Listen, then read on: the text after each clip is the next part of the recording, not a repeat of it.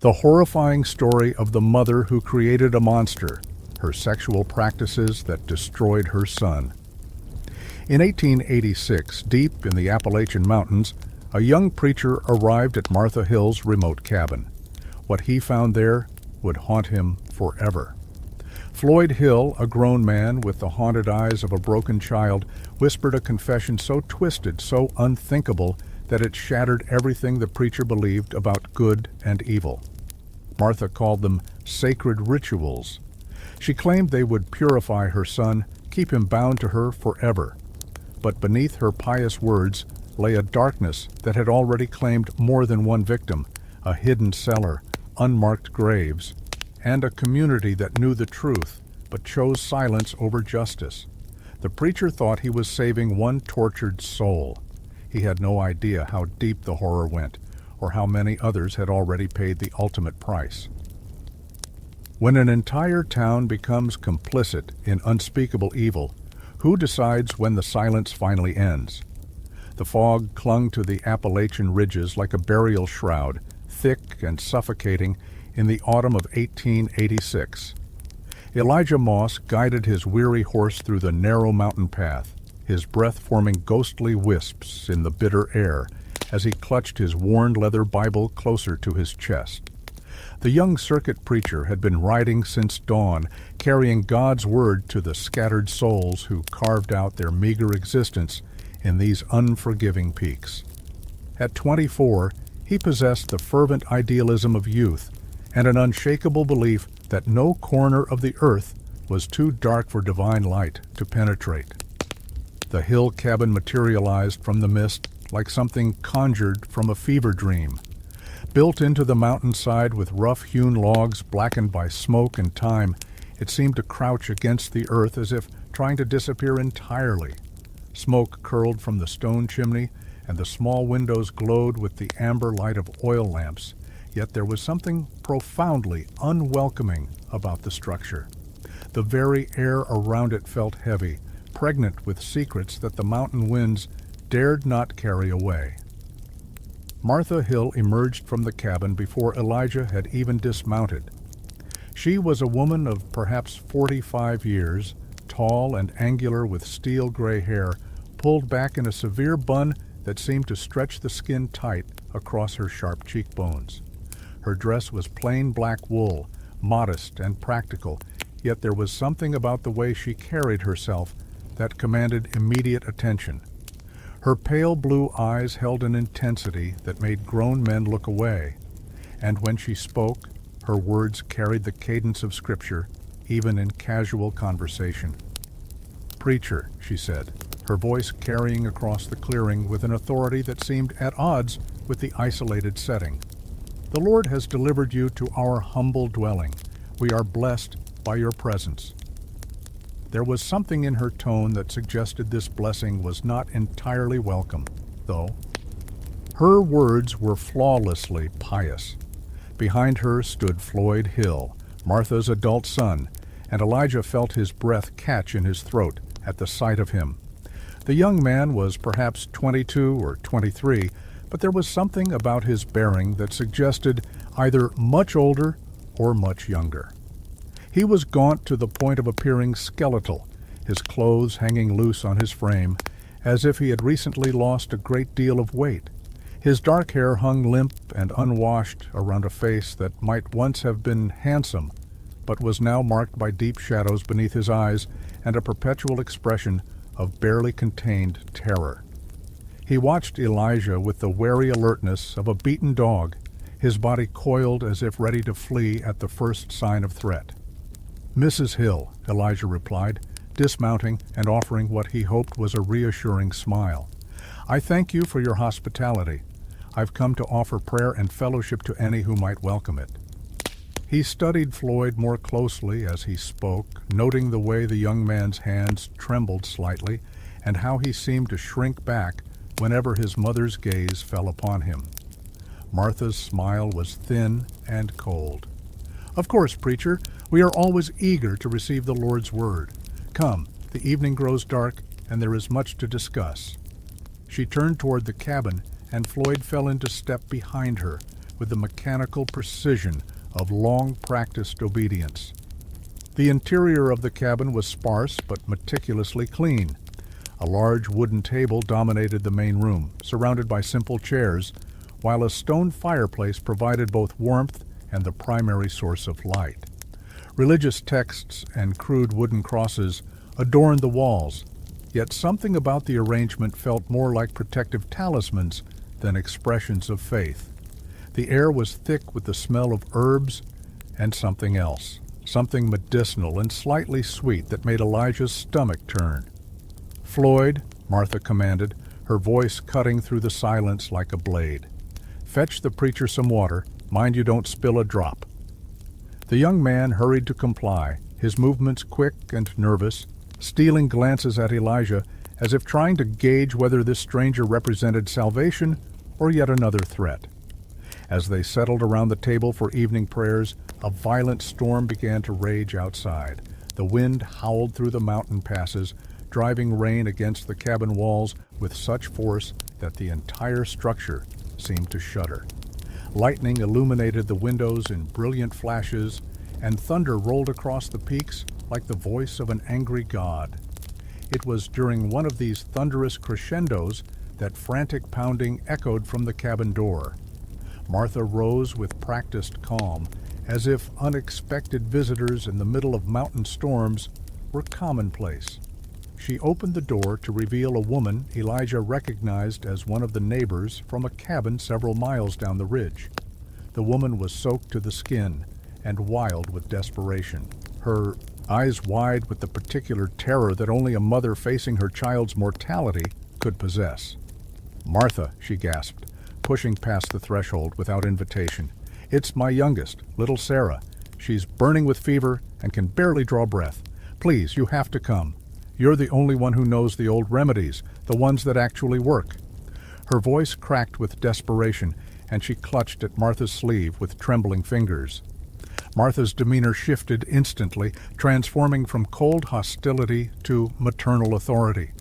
"Of course, dear," she said, her voice now warm and soothing. "The Lord has blessed me with knowledge of healing herbs. Fetch my bag, Floyd." She began moving with purposeful efficiency, gathering various vials and pouches from a wooden chest near the fireplace. "I'll need to examine the child and prepare the proper medicines. This storm won't wait for our convenience."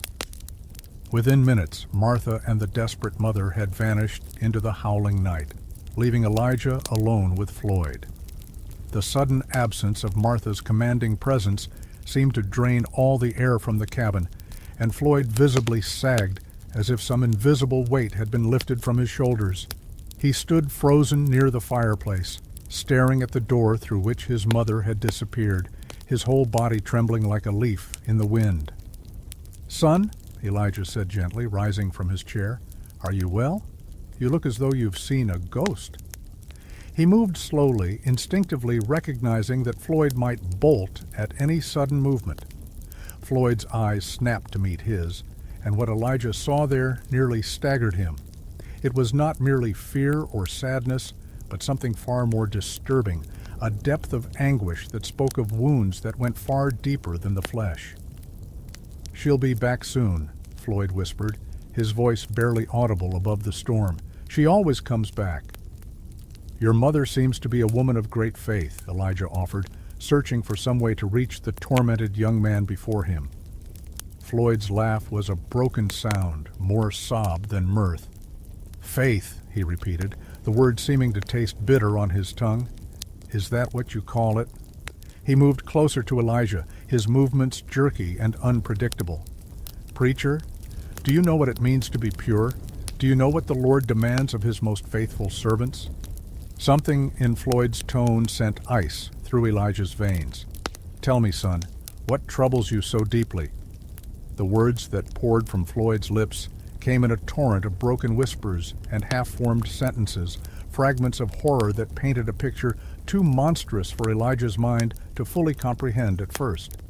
He spoke of his mother's sacred rituals, conducted in the darkness of their cellar, ceremonies she claimed were necessary to keep him bound to her, to purify him from the sins of the outside world. He described a holy union that defiled every law of God and man, practices that had continued since his childhood, twisting his understanding of love and devotion into something unspeakable. "She says it's God's will," Floyd gasped, tears streaming down his hollow cheeks. "She says the outside world would corrupt me, that only she can keep my soul clean. But preacher, I dream of fire. I dream of burning it all away, her and me together, because I don't know where the sin ends and I begin." Elijah felt the blood drain from his face as the full horror of Floyd's confession began to settle in his mind. This was not the rambling of a diseased mind, but the desperate testimony of a soul that had been systematically destroyed by the very person meant to protect it. Before he could respond, before he could offer any words of comfort or guidance, the cabin door burst open and Martha Hill stepped back into the warmth, her cold blue eyes immediately finding the two men huddled by the fireplace. "The child will recover," she announced, her voice carrying the satisfaction of a job well done. But her gaze never left Floyd, and Elijah saw something pass between mother and son, a silent communication that spoke of years of practiced control and submission. "I trust Floyd has been a good host in my absence, preacher. He sometimes says things that might confuse a visitor. The isolation affects his mind, you understand, makes him prone to strange fantasies." Floyd's face immediately went blank, all traces of his desperate confession vanishing behind a mask of vacant obedience. "Yes, Mother," he said quietly. "I was just telling the preacher about our evening prayers." Martha smiled then, and it was perhaps the most chilling thing Elijah had ever seen. "Of course you were, my dear boy. You're such a faithful son." She moved to Floyd's side, placing a possessive hand on his shoulder, and Elijah watched the young man flinch at the contact. "Now, preacher, the storm is passing. Perhaps it would be best if you sought shelter elsewhere for the night. The mountain paths can be treacherous, but I'm sure a man of your faith can find his way safely." As Elijah gathered his belongings and prepared to venture back into the night, he caught one last glimpse of Floyd's eyes. In them, he saw a desperate plea, a silent scream for salvation that would haunt him for the rest of his days. He had come to this cabin as a bearer of God's light, but he was leaving with the knowledge of a darkness so profound that it challenged everything he believed about human nature and divine justice. The fog seemed to close around him as he rode away, but the chill he felt had nothing to do with the mountain air and everything to do with the horrible certainty that he had just witnessed something that would demand a reckoning, no matter the cost.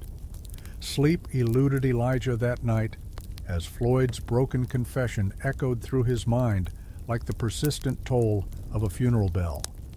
He had found lodging at the modest inn in the settlement of Copper Creek, a ramshackle collection of buildings that served the scattered mountain folk when they ventured down from their isolated hollows.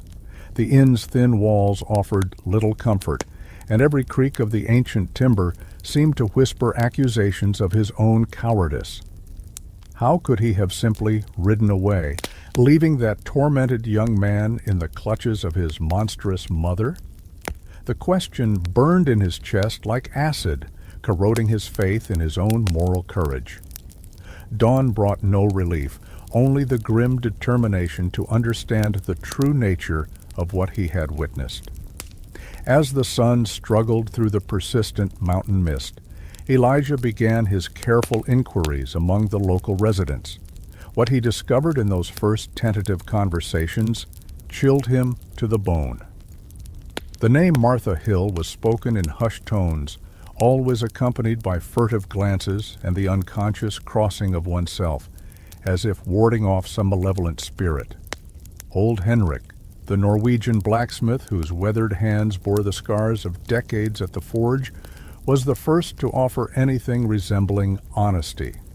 "That woman," he said, spitting into the coals, as if the very mention of her name left a foul taste in his mouth. "She came here from somewhere else, maybe 15 years past, claimed to be a widow seeking a new start. but there was something about her that made the dogs whine and the cattle grow restless. He paused, his pale blue eyes distant with memory. She married Samuel Hill within 6 months of arriving, and that poor man was never the same after, became quiet and withdrawn, started having these strange accidents. Fell down his own well twice, nearly drowned both times. Then, one winter morning, we found him frozen solid in his own barn, though the door was latched from the outside. The pattern that emerged from these whispered conversations painted a picture of systematic manipulation and control that extended far beyond the Hill cabin. Martha had indeed established herself as a healer of sorts, but her remedies came with a price that few seemed to understand until it was too late. Children who fell gravely ill and were saved by her ministrations would return to their families changed, distant, and unnaturally devoted to their Savior. Parents who had been desperate enough to seek her help found themselves inexplicably indebted to her, performing favors and offering tribute that kept their families bound to her will. "The carpenter boy," whispered Mrs. Peterson, the seamstress whose shop served as an unofficial gathering place for the settlement's women. Little Timothy was near death with the lung fever 3 winters back. His parents took him to Martha in desperation, and she worked her healing magic. The boy lived, praise be, but something in him changed. He stopped playing with the other children, started spending his days carving strange symbols into fence posts and barn doors. When his father tried to stop him, the boy flew into such a rage that it took 4 grown men to hold him down. Now he just sits and stares, and his parents dare not cross Martha for fear of what might happen to their other children. Sheriff Cornelius Wade proved to be exactly as unhelpful as Henrik had warned. A corpulent man in his 50s with the perpetual red nose of a dedicated drinker, Wade dismissed Elijah's concerns with the weary cynicism of someone who had long ago given up any pretense of actual law enforcement. "Preacher," he said, not bothering to look up from the bottle of whiskey that seemed to be his primary companion, "you've been riding circuit long enough to know that mountain folk got their own ways of handling things. Martha Hill might be peculiar, but she ain't broken no laws that I can prove in a court of justice. You got some wild story about unholy practices and mysterious deaths, but where is your evidence? Where are your witnesses willing to testify under oath?" Wade's indifference was not born of ignorance, but of calculated cowardice, Elijah realized. The sheriff knew exactly what Martha Hill was, but the prospect of confronting her terrified him more than the weight of his own moral failures. "Besides," Wade continued, taking another long pull from his bottle, "even if I was inclined to believe your preacher's tales, what exactly would you have me do? Ride up to that cabin with my deputy and arrest a woman for being too religious? The county judge would laugh me out of his courtroom, assuming I could even get her down from that mountain alive." It was Elara Johansson who provided the first real hope that Elijah was not entirely alone in his growing horror. Henrik's wife was a woman of perhaps 35 years, with the kind of quiet strength that came from surviving hardships that would have broken lesser souls. She approached Elijah after he had spent a fruitless morning trying to find someone, anyone, willing to speak openly about Martha Hill's influence over the community. "You're asking questions about the Hill woman," Elara said without preamble, her accent still carrying traces of her husband's Norwegian heritage. "I can see it in your eyes, the same look I had when I first started putting the pieces together." She glanced around the empty smithy where they stood, ensuring they would not be overheard. "My first husband was Samuel Hill's younger brother. I knew that family before she came into it, and I watched what she did to them all." Elara's revelations painted an even darker picture than Elijah had imagined. Martha had not simply arrived in the mountains as a mysterious widow. She had specifically targeted the Hill family because of their isolation and vulnerability. Samuel's brother, Elara's first husband, had died in what appeared to be a hunting accident just 2 years after Martha's arrival, leaving Elara a young widow with no children and few prospects. She tried to recruit me at first, Ilora explained, her voice tight with remembered fear, invited me to her special prayer meetings, offered to teach me the old healing ways. But something about the way she looked at me, the way she spoke about purification and sacrifice, made my skin crawl. When I declined her invitations, strange things started happening. My chickens died overnight, my well water turned brackish, and I started having the most terrible nightmares. Together, Elijah and Ilora began to investigate the physical evidence of Martha's activities. What they discovered in the woods surrounding the hill property defied rational explanation and challenged even Elijah's strong stomach for the darker aspects of human nature. Carved into the bark of ancient oak trees were symbols that seemed to blend Christian iconography with something far older and more sinister. Crosses were twisted into unrecognizable shapes. Biblical verses were carved backwards or upside down, and scattered among them were markings that looked disturbingly like crude anatomical drawings. The hidden cellar that Floyd had mentioned in his desperate confession proved to be real and far more disturbing than either of them had anticipated. Accessible through a concealed entrance behind the cabin, the underground chamber was larger than the cabin itself, carved directly into the living rock of the mountain. The walls were covered with more of the strange symbols, but here they were painted in what appeared to be dried blood. Crude shelves lined the space, holding jars of preserved organs and herbs that filled the air with a sickly, sweet smell that made both investigators retch. Most disturbing of all were the shackles bolted to the stone walls and the stained altar-like table in the center of the room, its surface scarred with deep grooves that spoke of repeated use for purposes too horrible to contemplate. "Dear God," Ilora whispered, her voice barely audible in the oppressive atmosphere of the cellar. "How many people has she brought down here? How many children has she destroyed in the name of her twisted faith?"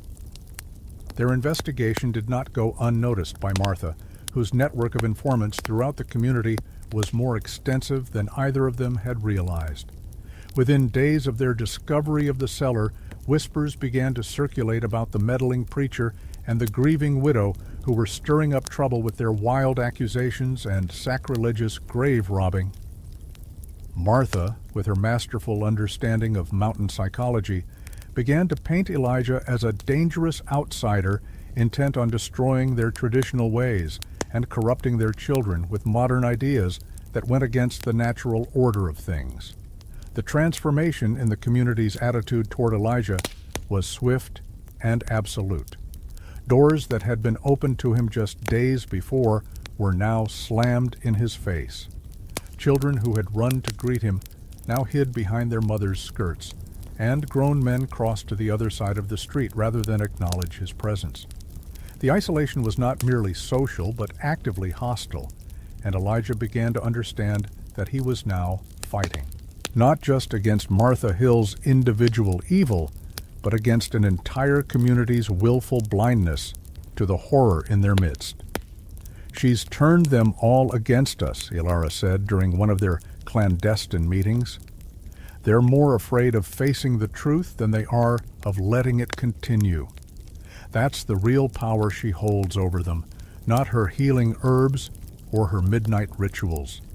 She's convinced them that ignorance is safer than knowledge, and that questioning her authority is the same as questioning God Himself." As autumn deepened into the bitter cold of early winter, Elijah found himself trapped in an impossible position. He possessed knowledge of unspeakable evil, evidence of crimes that demanded justice, but he was powerless to act within the constraints of law and community acceptance. Every night he was haunted by the image of Floyd's desperate eyes and the certain knowledge that with each passing day, the young man's torment continued unabated. The weight of his moral obligation pressed down upon him like the mountain fog, suffocating and inescapable, demanding a response that he was not yet strong enough to provide. The memory came to Alara like a fragment of a half-forgotten nightmare, triggered by something Martha had said during a confrontation outside the general store 3 days earlier. She had been defending Elijah against accusations of stirring up trouble when Martha had smiled that cold, terrible smile and said, "Some graves are better left undisturbed, dear Alara. The dead have their secrets, and the living would be wise to respect them." The words had seemed like a simple threat at the time, but as Alara sat by her kitchen fire that night, they sparked a recollection that made her blood run cold. She found Elijah the next morning at dawn, her face pale with the urgency of revelation. "I remember now," she said, pulling him into the shadows behind the church where they could speak without being overheard. Martha's first husband, the one who died before she married Samuel Hill. His name was Jeremiah Croft, and he owned a considerable spread of land up on Devil's Ridge, prime timber country that would have been worth a fortune to the right buyer. When he died, everyone assumed the land would go to his brothers back in Virginia, but Martha produced a will that left everything to her. The pieces of Martha's calculated evil began to fit together with horrifying clarity. Jeremiah Croft had been a prosperous widower in his 50s, lonely and susceptible to the attentions of a younger woman who claimed to understand his grief. According to the stories that Alara had dismissed, truth he had risked everything to expose, dismissed with the casual indifference of men who valued their comfort more than justice. Floyd Hill would remain trapped in his nightmare, subjected to unspeakable torments, while an entire community looked the other way, and Martha would continue her reign of calculated evil with the full protection of law and social order. The spiritual crisis that followed was unlike anything Elijah had experienced in his 24 years of life. He had entered the ministry with the unshakable conviction that God's justice was absolute and inevitable, that good would always triumph over evil if righteous men were willing to stand up and fight for what was right. But here, in these cursed mountains, he had discovered a darkness so profound and a complicity so complete that it seemed to mock the very foundations of his faith. If God existed, if divine justice was real, how could such monstrous evil be allowed to flourish under the protection of willful ignorance and moral cowardice? For days he wandered the high ridges like a man possessed, raging at the silent peaks and the indifferent sky, demanding answers from a heaven that seemed to have abandoned this God-forsaken corner of creation. His prayers became accusations, his scripture readings became bitter recitations of God's broken promises, and his sermons, delivered to empty forest clearings, became the ravings of a man whose faith had been shattered against the immovable rock of human evil. He had failed Floyd Hill as surely as he had failed every other victim of Martha's systematic destruction, and the weight of that failure pressed down upon him like a burial shroud. It was Alara who found him during his darkest hour, collapsed beside a mountain stream with his clothes torn and his face gaunt with starvation and despair. She had defied her husband's explicit orders and the community's hostile warnings to seek him out, driven by a guilt that matched his own and a desperate need to offer what comfort she could to a man who had sacrificed everything in the name of truth and justice. "You cannot continue like this," she said, her voice gentle but firm, as she helped him to a sitting position and offered him bread and water from her own provisions. "You are destroying yourself for a fight that cannot be won through conventional means, and your death will not save Floyd or any of the others who suffer under her power." Elijah looked at her with eyes that had seen too much and believed too little. "Then what would you have me do, Alara? Accept that evil triumphs, turn my back on that tortured young man, and walk away as if his suffering means nothing? I came here believing that God's justice was absolute, but I have learned that it is nothing against human cowardice and willful blindness." Alara settled beside him on the rocky bank, her own face marked by the strain of recent weeks. "My first husband used to tell me, that the measure of a man's strength was not in how hard he could strike, but in how long he could endure, she said quietly. You have been striking at walls of stone, trying to tear down Martha's empire through force and exposure, but perhaps there is another way. Perhaps instead of trying to convince the world of her evil, you should focus on saving the one soul that still can be saved. Her words sparked something in Elijah's devastated spirit, a flicker of purpose that had nothing to do with grand gestures or public vindication. Floyd Hill did not need a crusader or a prosecutor. He needed someone willing to reach into the darkness and pull him toward the light, regardless of the cost or the likelihood of success. The battle was not for the community's acknowledgement of Martha's crimes, but for the salvation of a young man whose soul was being systematically destroyed by the woman who should have protected him. You speak of saving him, Elijah said, his voice hoarse from days of shouting at an indifferent universe. But how does one save a man from his own mother? How does one break chains that have been forged from birth and strengthened by years of calculated torment? Ilara was quiet for a long moment, listening to the sound of the stream and the whisper of wind through the bare branches overhead. I do not know, she admitted finally, but I know that your current path leads only to your own destruction and accomplishes nothing for the person you are trying to help. Sometimes salvation comes not through grand gestures, but through simple human connection, through showing someone that they are not alone in their suffering and that there is another way to live. That night, as they made their way down from the high ridges toward the settlements below, an orange glow began to pulse against the dark sky from the direction of Devil's Ridge. At first, they assumed it was merely the aurora that sometimes painted the northern horizon during the colder months. But as they drew closer, the acrid smell of burning wood and the distant sound of crackling flames told a different story. From somewhere in the darkness ahead came an eerie sound that made both of them freeze in their tracks. A rhythmic chanting that seemed to rise and fall with the wind. Multiple voices raised in what might have been prayer or incantation, the words too distant to understand, but the tone unmistakably ritualistic and deeply unsettling. The hill cabin was burning. The flames had consumed everything with a hunger that seemed almost supernatural, reducing the hill cabin to a smoldering skeleton of charred timber and collapsed stone by the time Elijah and Ilara reached the clearing. The acrid smoke hung thick in the mountain air, carrying with it the smell of burned wood and something else, something that made both of them cover their faces with whatever cloth they could find. The ritualistic chanting they had heard from the ridge had ceased, replaced by an oppressive silence that felt heavier than any sound could have been. Sheriff Wade arrived at dawn with a handful of reluctant volunteers, men whose faces betrayed their relief that Martha's reign of terror might finally be ending, even as they maintained the pretense of civic duty and concern for the tragedy that had befallen their community.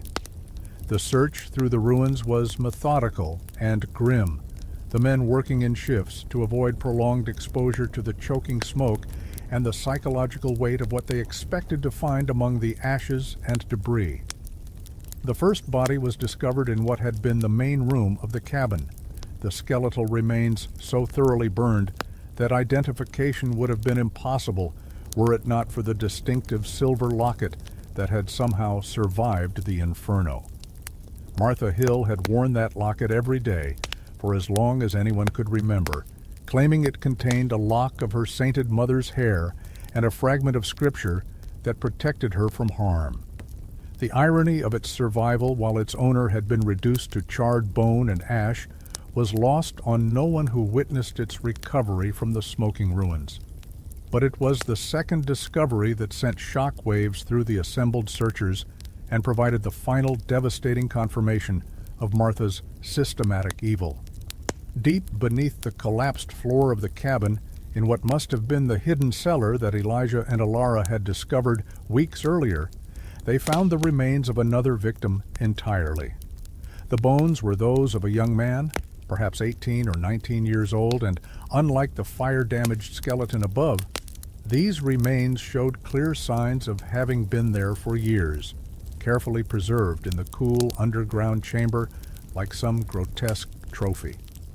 "Dear God," whispered Dr. Morrison, the settlement's physician who had been called in to examine the remains. "This boy has been dead for at least 3 or 4 years, maybe longer. Look at the condition of the clothing, the way the bones have settled. And these marks on the skull, the fractures around the temple, this was no natural death." The identification came from an unexpected source. Old Henrik, his weathered face pale with recognition and dawning horror, stepped forward to examine the tattered remnants of clothing that still clung to the skeleton. "That jacket," he said, his voice barely above a whisper. "I made the buckles for that jacket myself. Special order for the Whitman boy from over Black Creek Way. Thomas Whitman went missing in the spring of 1883, just vanished without a trace while hunting ginseng in these mountains. His family searched for months, offered rewards, questioned every soul for miles. Around, Martha herself helped with the search, I remember, brought them food, and offered prayers for the boy's safe return." The pieces of Martha's monstrous puzzle fell into place with horrifying clarity. Thomas Whitman had not been her first victim, nor would Floyd have been her last. She had been systematically luring young men to her isolated cabin, using her reputation as a healer and her carefully cultivated image of maternal concern to gain their trust before subjecting them to unspeakable torments in the hidden chamber beneath her home. How many others had there been? How many missing persons from neighboring settlements could be traced back to encounters with the seemingly charitable widow who offered aid to travelers and comfort to the troubled? Floyd himself was found 3 days later, discovered by a hunting party nearly 5 miles from the burned cabin, wandering through the forest in a state of complete mental dissociation. He was alive but barely recognizable as the terrified young man Elijah had first encountered that stormy night weeks earlier. His clothes were singed and his hands burned from contact with flame, but his injuries were not life-threatening.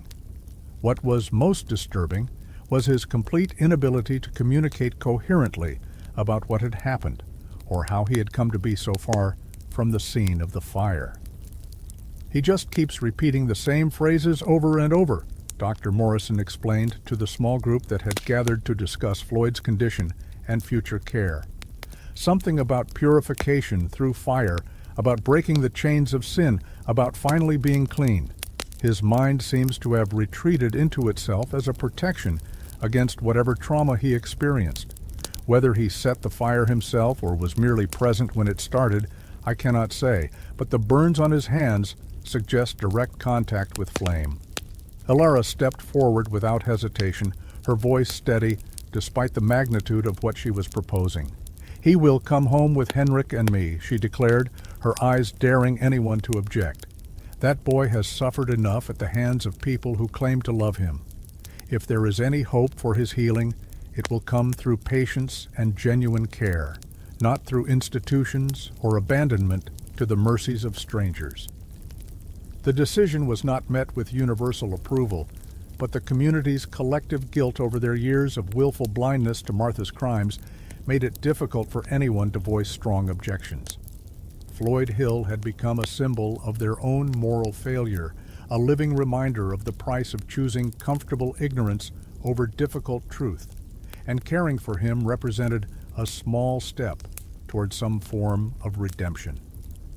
In the weeks that followed, as winter tightened its grip on the mountains and the immediate shock of Martha's death began to fade, Elijah found himself grappling with the complex emotions that came with this strange form of victory. He had not achieved the grand, public vindication he had originally sought. There would be no trial, no formal condemnation of Martha's crimes, no official acknowledgement of the systematic evil that had been allowed to flourish under the protection of community denial. The truth would be whispered in fragments, shared in hushed conversations, and gradually absorbed into the collective memory as yet another dark chapter in the long history of human cruelty. Yet something profound had changed in the mountains, something that could not be measured in courtroom victories or newspaper headlines. Floyd Hill was free, rescued from a hell that had defined his entire existence, and while his recovery would be slow and perhaps never complete, he now had the chance to discover who he might have been without his mother's monstrous influence. The hidden chamber with its instruments of torture had been reduced to ash. The occult symbols carved into trees had been cut down and burned, and the community itself had been forced to confront the consequences of their collective cowardice. As Elijah prepared to leave Copper Creek for the final time, his horse loaded with the few possessions he had managed to salvage from his months in exile, he found himself changed in ways that went far deeper than his gaunt frame and prematurely gray hair. He had entered these mountains as a young idealist convinced that righteousness would always triumph over evil if good men were willing to fight for justice. He was leaving as someone who understood that victory sometimes came not in grand gestures, but in quiet acts of human compassion, not in public vindication, but in private salvation, not in the punishment of the guilty, but in the protection of the innocent. The last thing he saw as he rode away from the settlement was Floyd Hill, sitting on Ilara's front porch with a wooden carving in his hands, patiently working the knife through the soft pine as Henrik had taught him. The young man's face was still marked by shadows and sudden starts at unexpected sounds, but there was something new there as well, something that might eventually grow into peace. Elijah carried that image with him as he descended from the mountains, knowing that sometimes the most important victories were the ones that no one else would ever fully understand or acknowledge, and that truth, however painful its pursuit, was always worth the cost of its revelation.